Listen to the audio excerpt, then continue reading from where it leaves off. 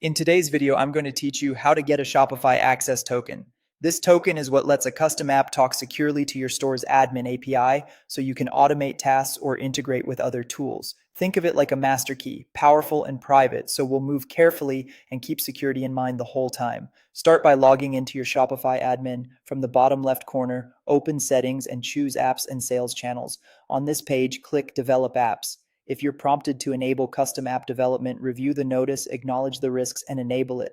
This simply unlocks the ability to create your own private app inside your store. Next, click Create App. Give the app a clear, descriptive name that reflects its purpose, then create it. You'll land on the app overview. Open the configuration section and choose the admin API access scopes your app needs. Scopes define exactly what your app can read or write, such as products, orders, or customers. Select only what's necessary for your use case. This principle of least privilege keeps your store safer and your app simpler. When you're done selecting scopes, click Save to commit the configuration. Now head to the API credentials area, click Install App, and confirm. This installs the custom app to your store so Shopify can generate credentials tied to the scopes you just selected.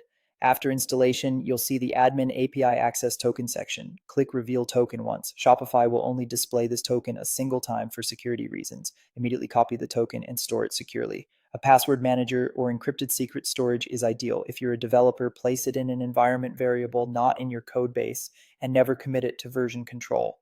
Treat this token like a password. Do not share it, do not paste it into screenshots, and do not send it over unsecured channels. If it's ever exposed, rotate it by uninstalling and reinstalling the app or creating a new token with the same scopes. And that's it. You've created a custom app, granted the right scopes, installed it, and safely captured your admin API access token. With this in hand, your app can authenticate to the Shopify admin API exactly as you intended. If you found this tutorial helpful, don't forget to like this video and subscribe for more Shopify tips and tutorials. Thanks for watching, and I'll see you in the next one.